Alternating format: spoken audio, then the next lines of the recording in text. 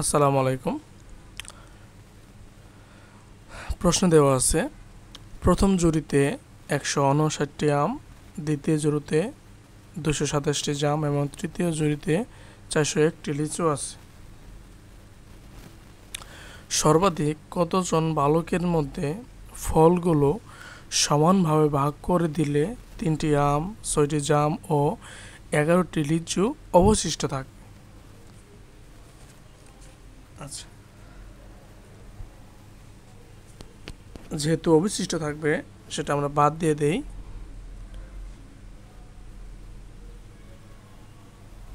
আম 159 minus 3 সমান হচ্ছে 156 এবং জাম যেটা দ্বিতীয় জুড়িতে 227 মাইনাস 6 সমান থাকবে হলো 221 এবং তৃতীয় জুড়িতে 11টি লিচু অবশিষ্ট থাকবে। লিচু 401 মাইনাস 11, 1 থেকে একবার দিলে 0, 10 থেকে একবার দিলে হচ্ছে 9, 390টি। আচ্ছা, তাহলে আমাদের বালকের সংখ্যা বের করতে হবে সর্বাধিক। তাহলে নির্ণেয় বালকের সংখ্যা হবে, নির্ণেয় বালকের সংখ্যা হবে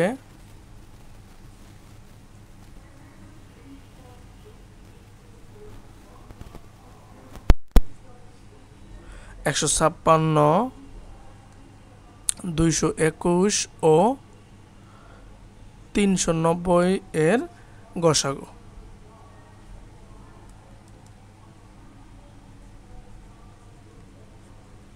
আশা করি ক্লিয়ার। গসাগু, গসাগু, ঠিক আছে। এখন আমরা গসাগু নির্ণয় করি, ইউক্লিড পদ্ধতিতে করি। 156,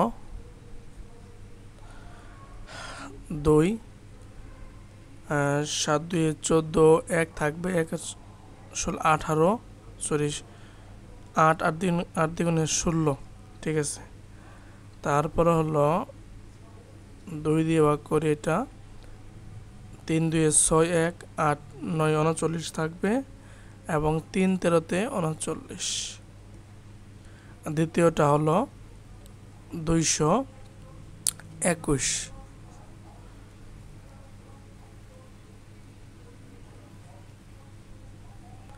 এটা 13 17,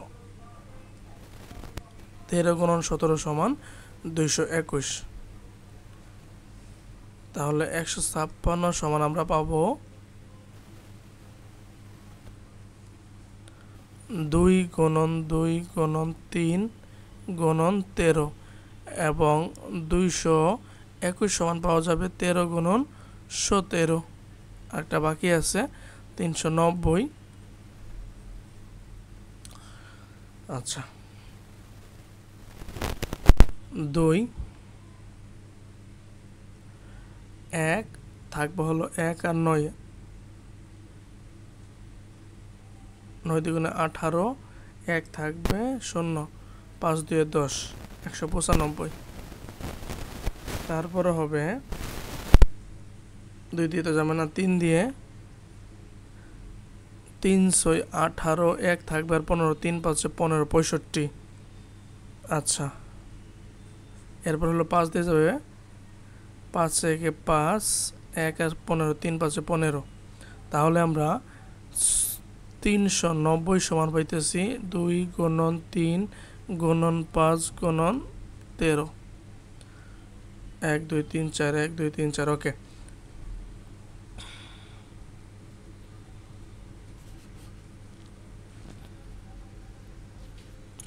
অতএব নির্ণয় গসাগু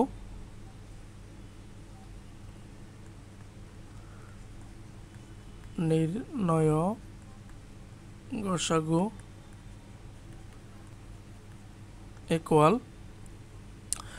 আচ্ছা, কমন কোনটা আছে? 2 আছে, এখানে 2 নাই, 2 নাই তাহলে হবে না। তারপর 3 3 হবে না, 13 সম্ভবত, হ্যাঁ এইখানেও 13, এখানেও 13, তিনটাতে 13 আছে, তাহলে হচ্ছে 13। তাহলে উত্তরটা কী হবে? সর্বাধিক 13 জন বালকের মধ্যে ফলগুলো ভাগ দিলে তাহলে কি নির্ণয় বালকের সংখ্যা 13।